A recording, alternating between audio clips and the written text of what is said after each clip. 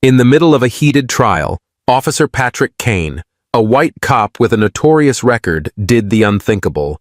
He struck black judge Amara Johnson with a gavel in open court. Amara's goal was simple, yet dangerous: uphold the law and expose his racism no matter the cost. But that one shocking moment would ignite a chain of events Kane never saw coming. How could a single act in court completely destroy his career? If you're ready to find out, like this video, share it, and subscribe. Now let's step inside the courtroom. You could feel it before you saw it, that tight electric hum that settles over a room when two storms are about to collide. The side door creaked open and Judge Amara Johnson stepped into courtroom 3A. 42 years old, tall under the black robe, every step measured and unhurried. She carried herself like the room belonged to her, though she knew half the people inside didn't think it should. From the gallery, a few whispers rippled, not respectful murmurs, but the sharp kind laced with judgment. One man chuckled under his breath. Another leaned forward, muttering, "She's in for it today." And then there was Patrick Kane, 50 years old, white, broad-shouldered, a cop who'd worn his badge like a crown for decades. He stood at the defense table, arms folded tight across his chest, his lips curled into a smirk so practiced it could have been part of his uniform. When Amara's eyes met his, he didn't look away. He tilted his head and mouthed barely audibly, "Morning, Judge." The pause before her title wasn't courtesy, it was mockery. Everyone knew Kane's reputation. Cases against him vanished. Complaints got lost. Witnesses changed their stories. And the few who dared to push back, they paid for it. Today, though, Kane wasn't walking in as the law, he was walking in as the accused. Malik Turner, the plaintiff's attorney, sat at his table, quietly laying out his files. 38 sharp suit, calm presence, but there was an edge in his eyes. He glanced at Amara, and she gave the smallest nod back. Not friendly, not casual, just an understanding. This wasn't going to be a normal day in court.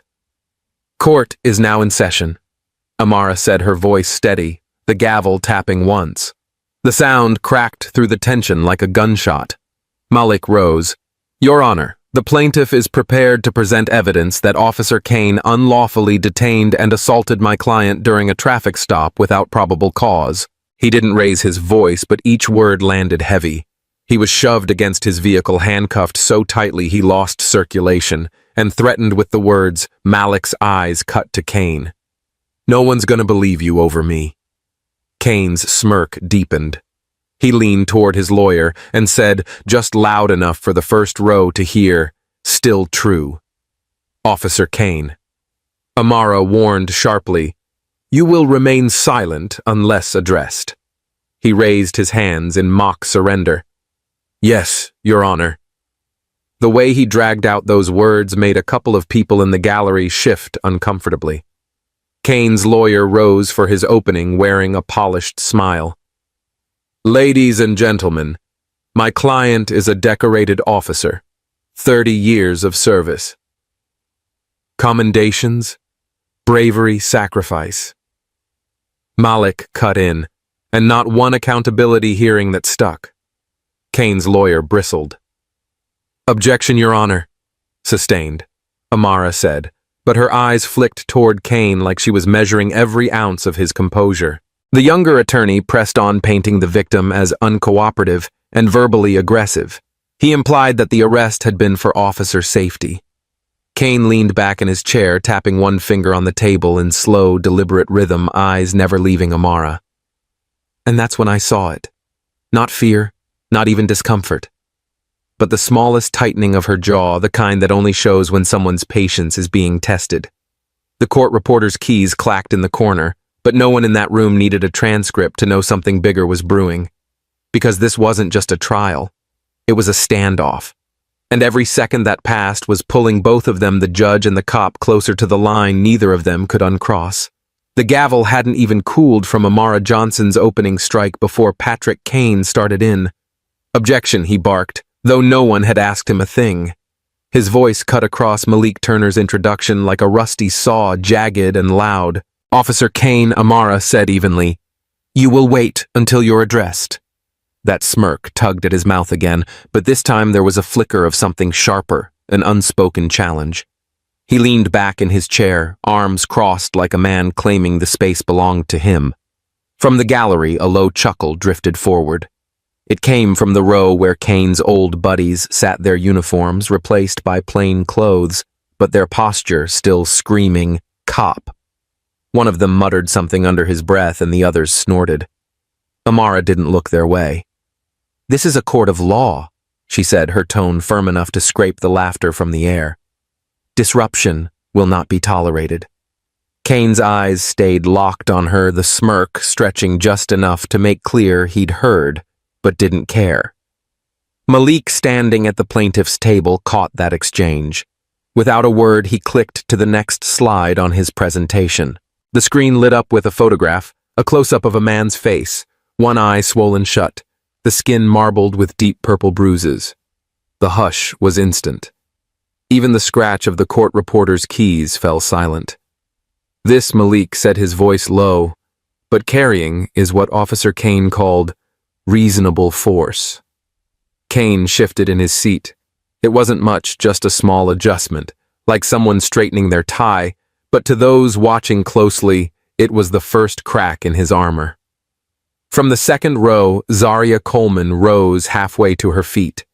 Her hands trembled as she pointed toward the photo. "That's my son," she said, her voice breaking. He never hurt anyone." Ma'am Amara began gently, "Please."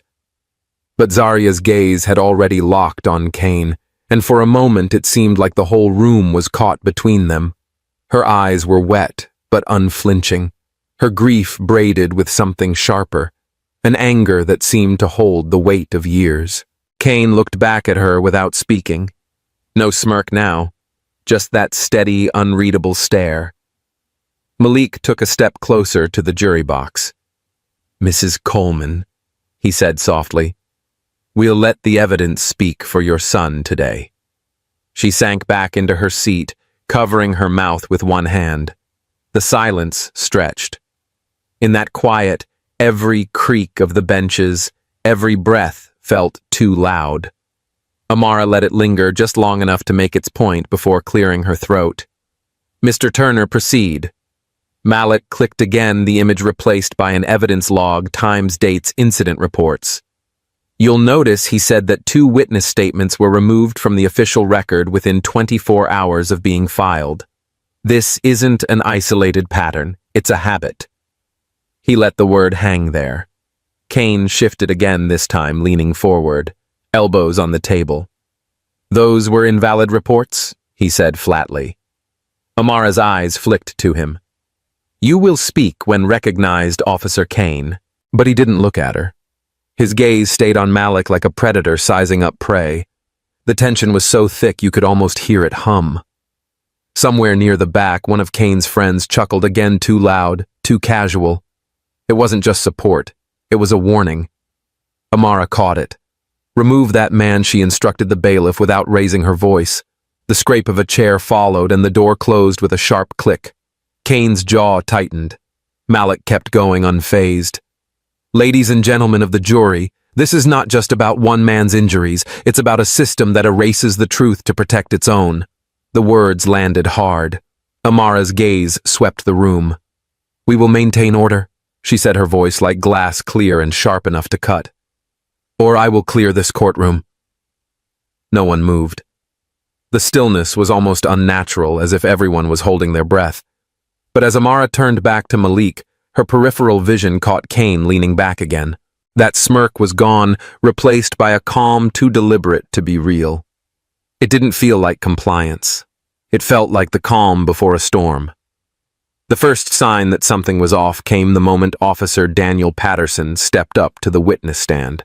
He didn't look nervous. Not exactly. But there was this stiffness in his shoulders, a certain tightness in his jaw. The kind you see in a man who's already decided what he won't say. Malik approached slowly, like he was testing the floorboards before stepping on them. "Officer Patterson," he began, "you were present at the scene on May 14th. correct? Patterson's gaze flicked to Kane for the briefest second. I don't recall the exact date, he said. That was strange. The date was in the summons. It was in the statement Patterson himself had signed. Malik kept his tone even. You don't recall the date. All right.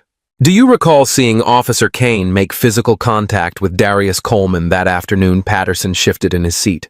I can't say I remember clearly. The murmur in the gallery was immediate. A couple of people actually turned to each other, eyebrows raised. This was the same man who in his original report had described in detail what happened down to the number of times Kane struck the victim. Malik's eyes narrowed just a fraction. Officer Patterson, in your signed statement you wrote, and I'm quoting, I observed Officer Kane strike the suspect in the head with an open hand and then again with a closed fist. Are you saying you don't remember writing that? Patterson hesitated. It's possible I misremembered at the time. Misremembered. That single word made the air in the room change. It wasn't just the jurors shifting in their seats. It was the low, growing buzz from the back rows. People knew exactly what this was. From her bench, Judge Amara Johnson leaned forward slightly. Her voice was calm, but her eyes were steel. Officer Patterson, you will answer the question directly. Did you witness Officer Kane strike Mr. Coleman while... Can't confirm that, Your Honor. You could feel the tension ratchet tighter. A man 2 rows behind me muttered something under his breath. Others shook their heads. Malik didn't let up. So you're saying your sworn statement was inaccurate? Patterson swallowed. I'm saying I don't recall clearly enough to be certain. That was it. The script was obvious now. Patterson was here to muddy the water to give Kane's defense just enough shadow to hide in. Malik's jaw flexed, but his voice stayed steady. Officer Patterson, do you recall telling Internal Affairs that Mr. Coleman did not resist arrest? Patterson started, then stopped. His eyes slid to Kane again. Officer Patterson. Amara's tone sharpened. You will not look to the defendant for answers. You will answer this court. The heat in the room was building. Someone near the aisle whispered, He's lying a little too loudly. A bailiff shot them a warning glance. Malik knew pressing too hard could make Patterson dig in deeper, so he changed the rhythm. He stepped back, gave the witness space. Then, quietly to his table, he murmured, Jordan, Plan B. Jordan, his young assistant, nodded once and slid a thin folder forward. Malik returned to the podium, tapping the folder lightly. Officer Patterson, if your memory is so unclear, perhaps this will help. He opened it, revealing a printed transcript. This is your recorded interview with Internal Affairs conducted less than 48 hours after the incident. Would you like me to read your words back to you? For the first time, Patterson's composure cracked. That's not necessary. Malik read anyway. Quote, Kane hit him twice. There was no reason for it. He was already on the ground. End quote. The room went still. No coughs, no shuffling, just the sound of Patterson's breathing slightly heavier now. Do you deny making that statement? Malik asked. Patterson's lips parted, but no words came out for a beat too long. Then I may have been mistaken in my assessment at the time. The gallery erupted in a wave of disbelief, soft gasps, a scoff, a muttered curse. Amara rapped her gavel once sharp. Order. But the damage was done. Everyone could see it. Patterson wasn't just being cautious. He was protecting Kane. Malik didn't bother to hide the edge in his next question. Officer Patterson, do you believe an officer should alter his testimony to protect a colleague? Objection, Kane's attorney barked. Argumentative, overruled. Amara said, not taking her eyes off Patterson. Answer the question. Patterson's throat worked. No, he said at last. Malik held his gaze a moment longer, then turned away, signaling the end of his questioning. No further questions, Your Honor. As Patterson stepped down, the low hum of discontent rolled through the courtroom again. Kane didn't look at the jury. He just leaned back, lips pressed into that faint curve that wasn't quite a smile but close enough. Malik returned to his seat, the folder still open beside him. Under the table, Jordan's fingers drummed twice, a silent signal that the backup plan was ready if things got messier. And something told me they would. The second Patterson stepped down, Malik didn't even glance at him.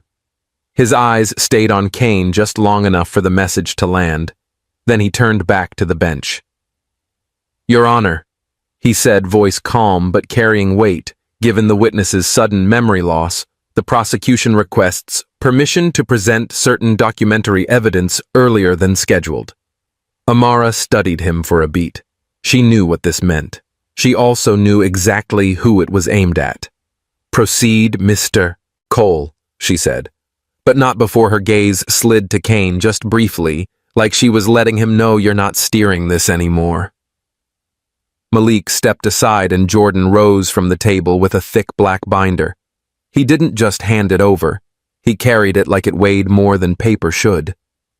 This, Malik began, is the full internal affairs record of Officer Thomas Kane, 15 years of service. He paused, letting that number hang. And a troubling pattern.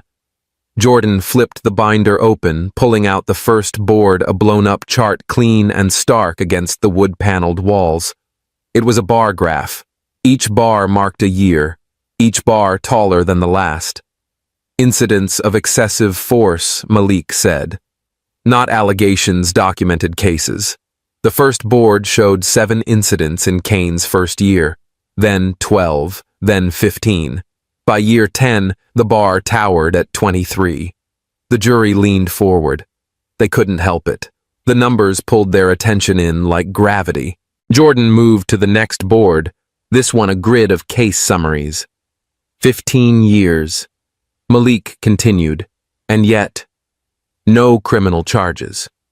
Not once. Every complaint either dismissed or quietly closed. Kane sat stiff jaw, flexing lips, pressing into that razor-thin line. But his fingers tapping against the table gave him away. Steady at first, then quicker. Malik walked slowly toward the display, hands clasped loosely behind his back like he was on a stroll. "Let's take 3 examples, shall we?" He tapped the first square on the grid.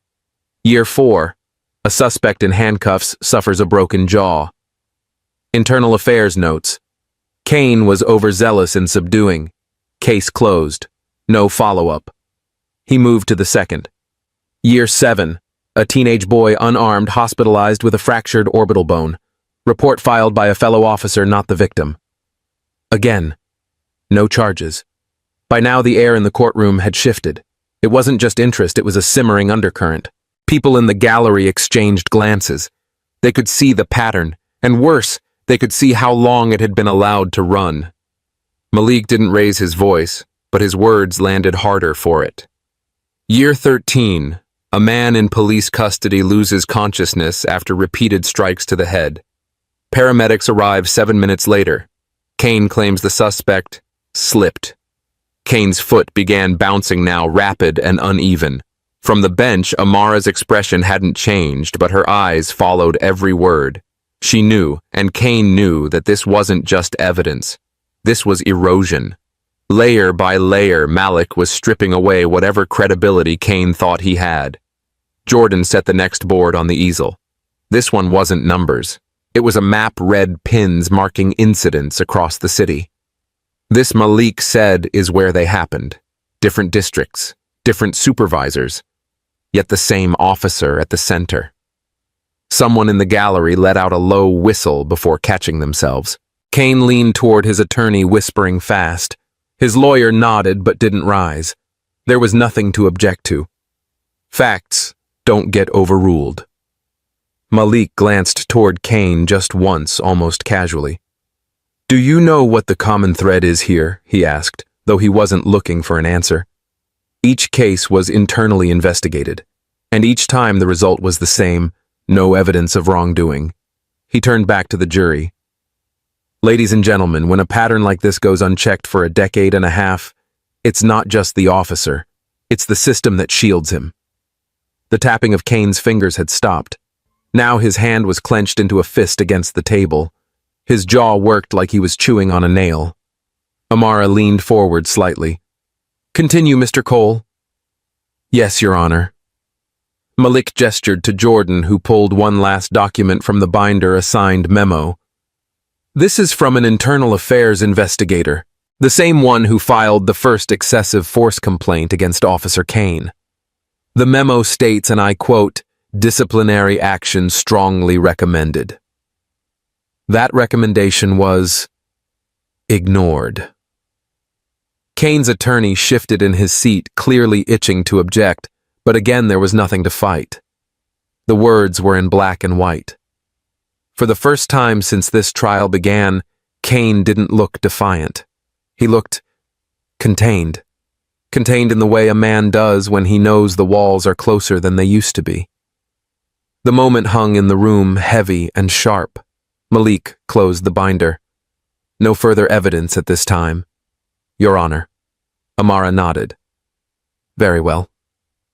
She gave one last look toward Kane, her gaze unreadable, but lingering just a heartbeat too long. As Jordan gathered the boards, I noticed Kane's legs still moving under the table faster now. His shoulders were squared, but the tightness in his grip on the edge of the table said more than his face ever would. He was still here, still in control of his expression, but for the first time you could feel it, something in him had shifted. And everyone in that courtroom knew. This was just the beginning. Malik didn't give the tension a chance to fade. With the projector still casting cold white light against the wall, he stepped closer to the evidence table, his voice low but cutting through the silence. "These aren't just numbers," he said, sliding a page forward. "They're lives." One by one the figures appeared on the screen. Unlawful arrests, civilian complaints, internal reports that had somehow gone missing always in cases where Kane's name came up. The list stretched back 15 years, each line a quiet wound on paper. Malik let the weight of the numbers hang in the air, speaking slowly, almost deliberately. 34 complaints of excessive force, 12 confirmed injuries, 4 incidents resulting in permanent disability, not a single prosecution. The room shifted.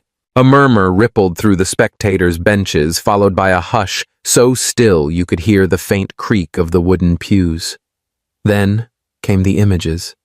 One after another they appeared on the screen, faces framed by hospital beds, hands clutching wheelchairs, eyes that looked straight into the camera but seemed far away. The fourth image made Zaria gasp. Her hand flew to her mouth and her shoulders trembled. On the screen was her teenage son, his legs motionless beneath a thin hospital blanket, a halo of tubes and wires around his frail frame. Her sob broke the air raw and unfiltered, and for a moment the trial's cold decorum dissolved. A few people turned away, unable to watch. Others fixed their gaze on Kane, their expressions hardening. Amara didn't move, but the shift in her was unmistakable. Her hand tightened around the gavel knuckles, pale, the wood pressed firmly against her palm. She kept her face composed, but her eyes, they stayed on Kane. Kane's smirk was gone. He leaned toward his attorney, jaw tight, whispering something sharp. The lawyer didn't reply, only glanced at the floor. Kane's foot tapped an impatient rhythm against the wood, faster now, like he was trying to burn through the floor. Malik didn't look at him.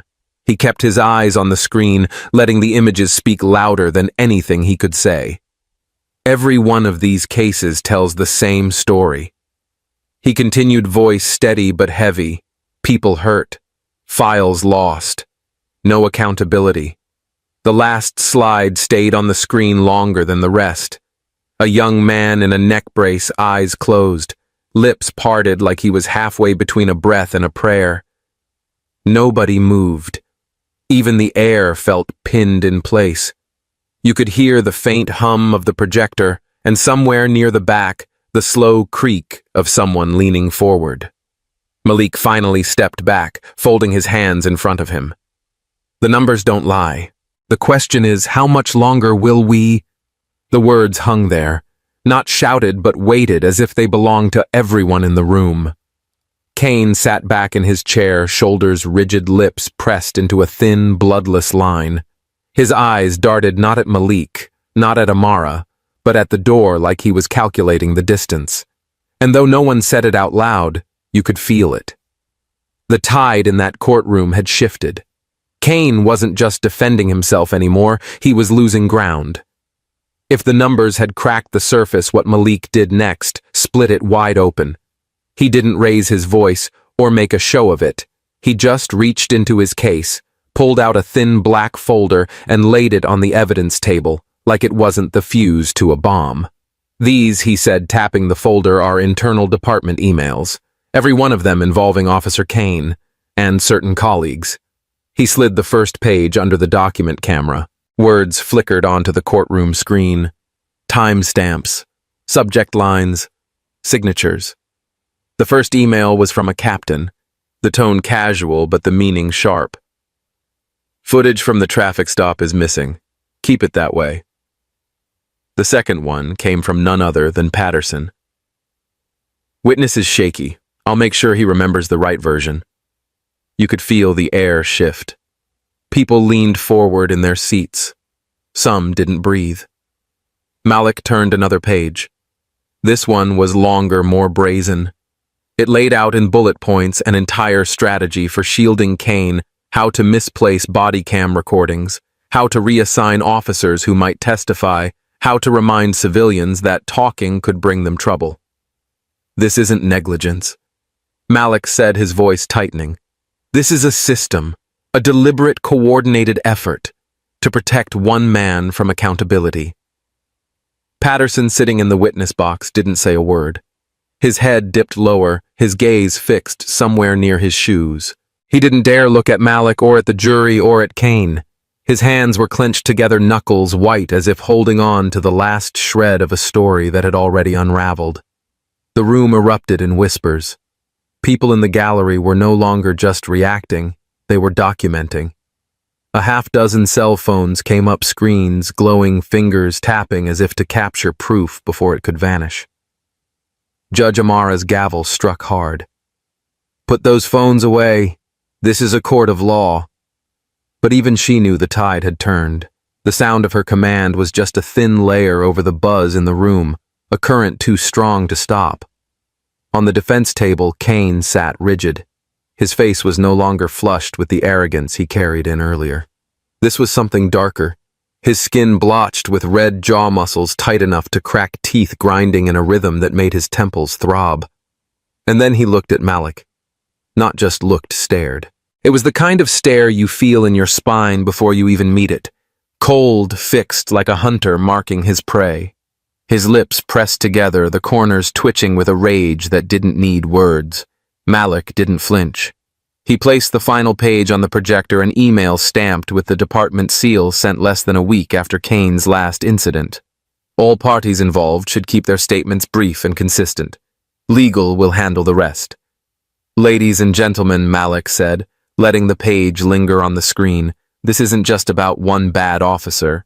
This is about a network that decided the truth was optional so long as it served them.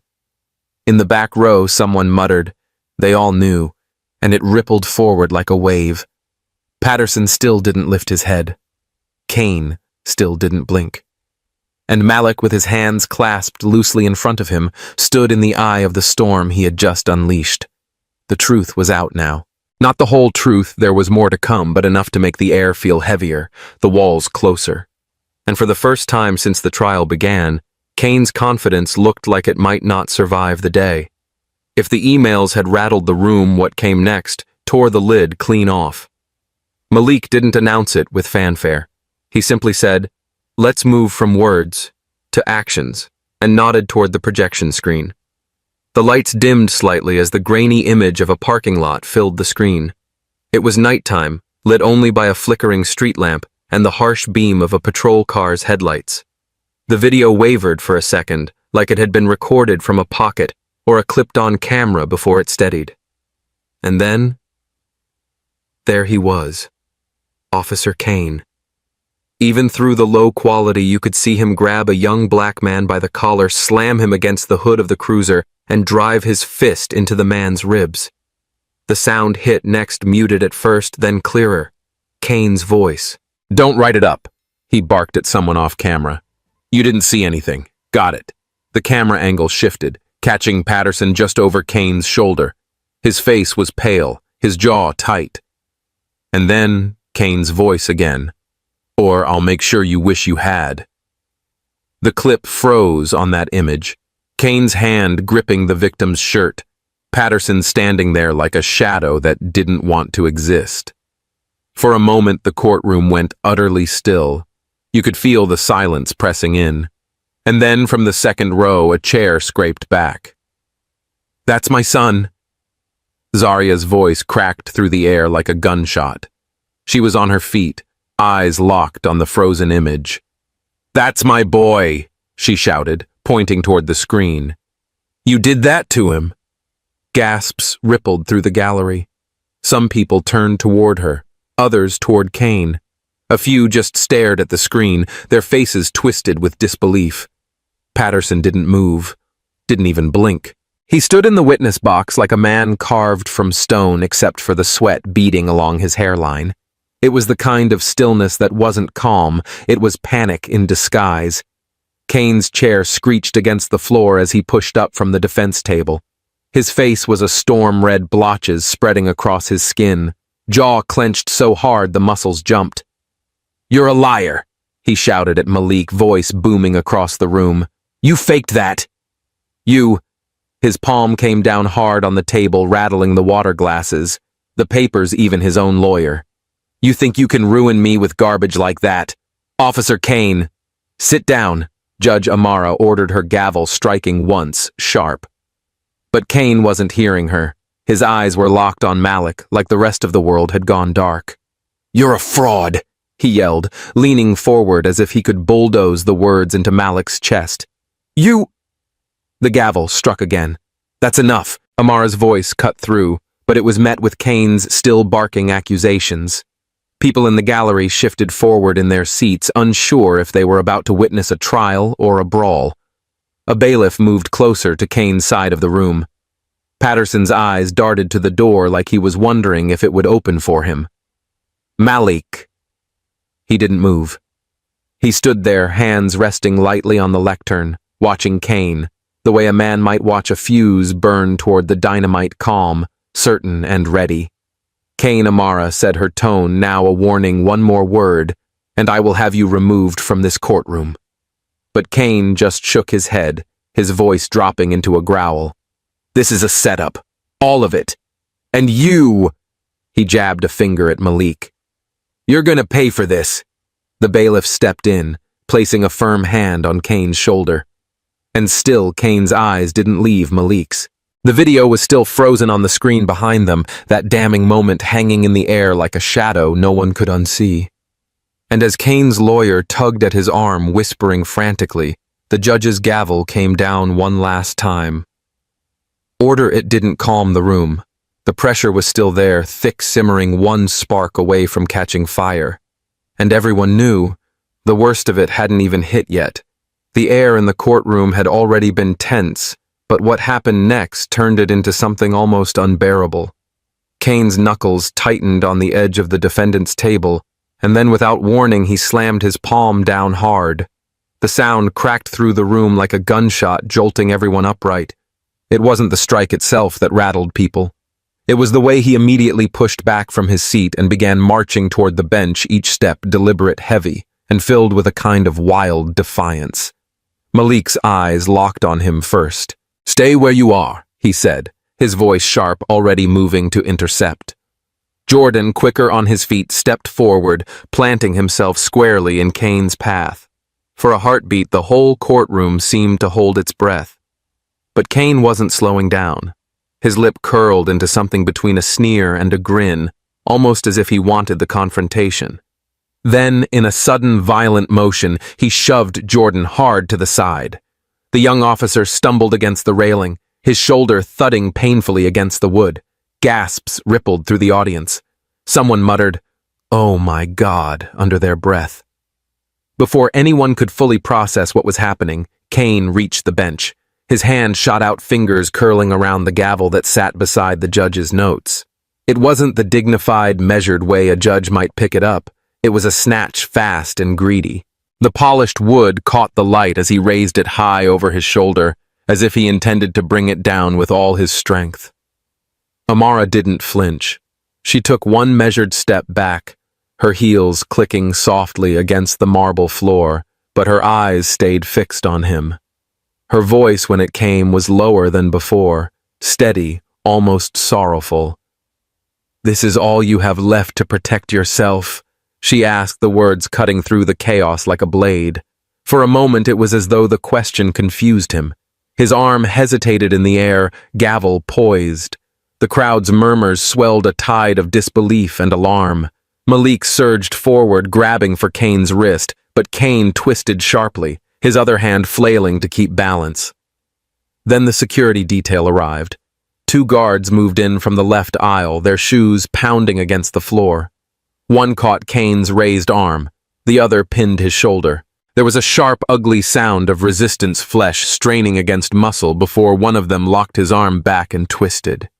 The gavel slipped from Kane's grasp, hitting the floor with a hollow cack that echoed through the chamber. The sound seemed to mark the end of something. His moment of control, his performance, maybe even his case. But Kane didn't stop shouting. "This is a setup!" He barked, voice hoarse, spit catching at the corners of his mouth. "All of you! You think you can bury me!" Jordan, still catching his breath from the shove, stepped forward again, this time with a hand firmly on Kane's other arm. "You just buried yourself," he muttered low enough that only Kane could hear. Amara's gaze didn't waver. She stood there, her hands resting lightly on the bench, watching as the guards restrained him. There was no triumph in her face, no gloating, just a steady, almost mournful resolve. "Kane," she said finally, her tone calm, but carrying across the room. "The law you've mocked for years will now answer you in full. And you brought it here yourself." The gallery was silent. Even the sound of the gavel rolling once across the floor seemed loud. Security began to pull Kane back toward the defense table, but he kept twisting his head, snapping toward the crowd as if searching for someone, an ally, a sympathetic face, anyone who might still believe him. But all he saw were eyes narrowed in anger or wide in shock. A few people shook their heads slowly, like they'd just seen the final proof they needed.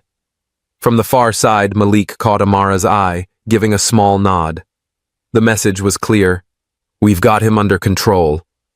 But even with Kane pinned, the tension didn't dissipate right away. People whispered.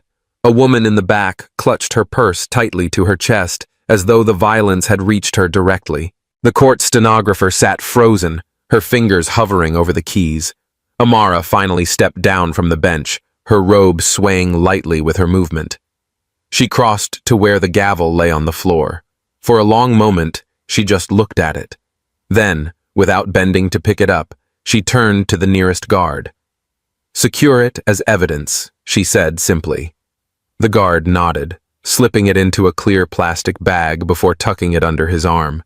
As Kane was escorted back to his seat, his face red, his breaths coming hard. Amara returned to the bench. She didn't look at him again. Instead, she glanced over the room as though reminding everyone present that the court was bigger than any one person's outburst. "This proceeding will continue," she announced, her voice returning to its full authority, "and it will do so without further disruptions." Her words hung there firm and unshakable before the rustle of movement slowly returned to the room. People sat back down. The stenographer's fingers began to move again. Malik took his place at the side of the bench, his presence solid and watchful.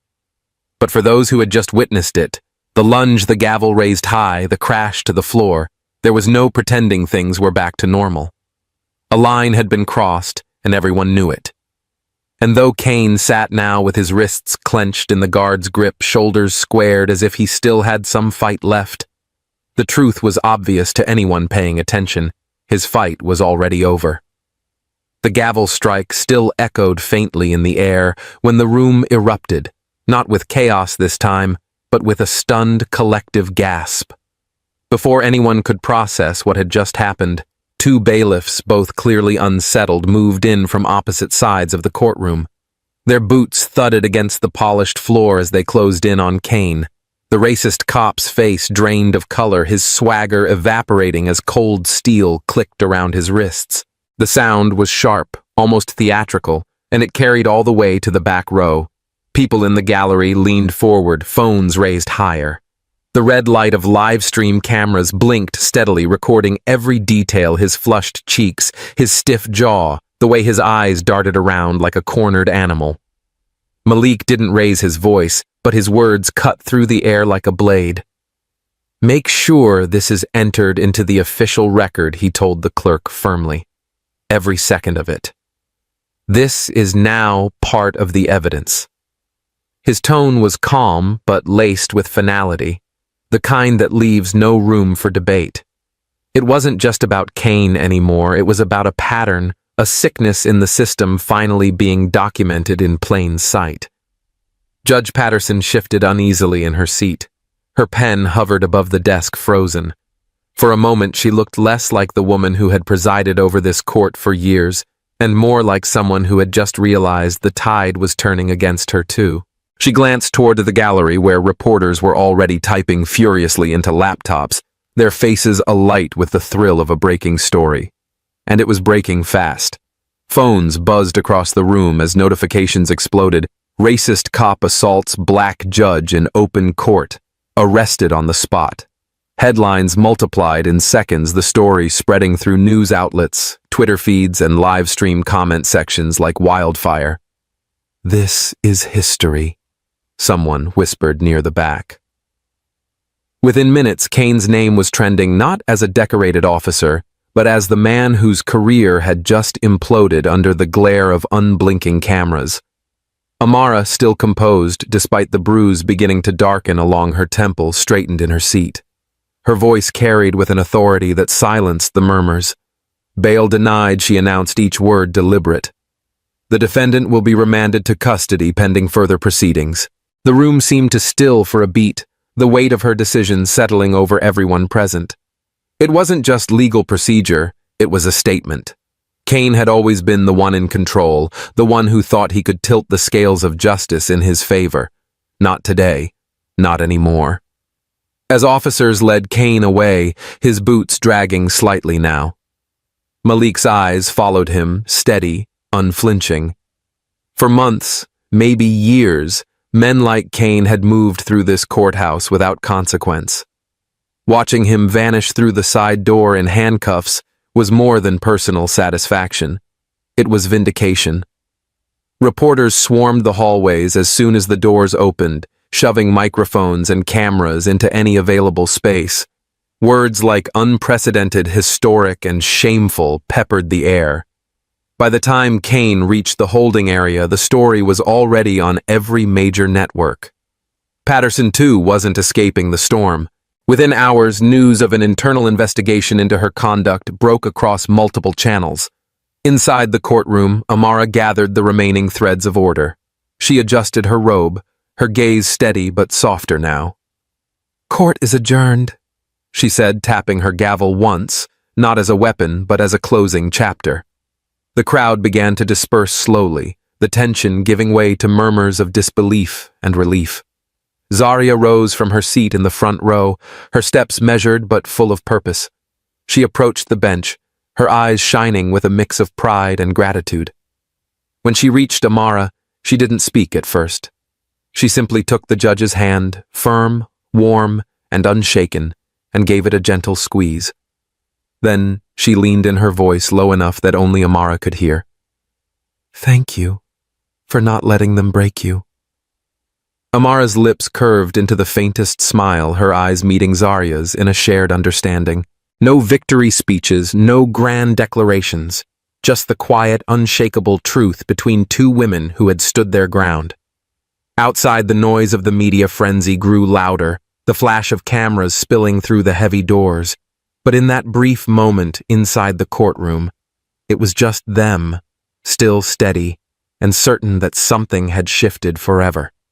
And though Kane's career was finished, everyone in that room knew this was only the beginning of a larger reckoning. By the time Kane was led out of the courthouse in handcuffs, the world had already seen it. News crews swarmed the steps, microphones jutting forward like spears. Cell phones were lifted high, live streams crackling with the sound of shouting reporters. And there he was, Kane, the man who once walked these halls with a swagger now looking smaller than he'd ever appeared. Within minutes, those images were everywhere. On news sites, on morning shows, on social media feeds that seemed to refresh every second. The hashtag #Justice for Coleman climbed so quickly that by noon it wasn't just trending, it was the conversation. Strangers who had never set foot in this city were sharing the video, reacting with outrage, relief, and for some, a long overdue sense of vindication. That afternoon, Malik and Amara stood side by side at a press conference. The room was packed. Reporters squeezed shoulder-to-shoulder, cameras clicking so fast it sounded like rain on glass. Malik leaned forward into the microphone, his voice steady but charged with purpose. No one, no badge, no title, no position has the right to stand above the truth. Amara followed, her tone measured, but her eyes carrying the weight of the courtroom moments earlier. Power can hide many things, she said, pausing just long enough for the silence to land, but it cannot hide the truth, not forever. The message rippled outward, reaching television screens, phone speakers, and kitchen radios across the country. People listened, and more importantly, they believed. Meanwhile, the fallout spread quickly. The investigation into Patterson widened, uncovering a web of protection that stretched far deeper than anyone had dared to suspect. Officers who once laughed in the back of the courtroom now faced subpoenas. The city's police department scrambled to respond to a crisis of trust that had been building quietly for years, now burst wide open in full daylight. Zaria stepped into the public eye in her own way. She began attending community forums, speaking softly but with unshakable clarity about her son's case. Her words weren't just about the injustice he faced, they were about every parent's fear, every community's fight to be heard. She didn't look for applause, but it came anyway, often with tearful hugs from strangers who saw their own stories in hers. One evening, long after the courthouse had emptied, Amara returned to her office. The chaos of the day still hummed faintly in her bones, but here behind the closed door there was a different kind of quiet. On her desk sat a brand new gavel, the wood smooth and polished, its handle catching the soft glow of her desk lamp. She picked it up, feeling the weight in her hand. It was heavier than it looked, solid, in a way that seemed to anchor her right there in the moment. A small smile tugged at her lips, not of victory, but of resolve. This wasn't the end of a case. It was the beginning of a promise. Because justice wasn't a single verdict, or a headline, or even a trending hashtag. It was a current that kept moving long after the courtroom emptied. And as Amara set the gavel down, she knew this current was only getting stronger. And that's where today's story leaves us, with a reminder that justice isn't just something decided inside four walls. It lives in the courage to speak up, in the strength to stand firm, and in the belief that truth will always find its way to the light. What happened in that courtroom wasn't just about one person winning a case, it was about a community reclaiming its faith in fairness. If this story touched you, inspired you, or made you think, please give it a like. Share it with someone who needs to hear it, and subscribe to Mr. Mac's Stories for more powerful tales like this. Your support doesn't just grow this channel, it fuels our team to keep bringing you meaningful, quality stories that matter. And remember, here at Mr. Mac's Stories, we believe in telling stories that stay with you long after the last word is spoken.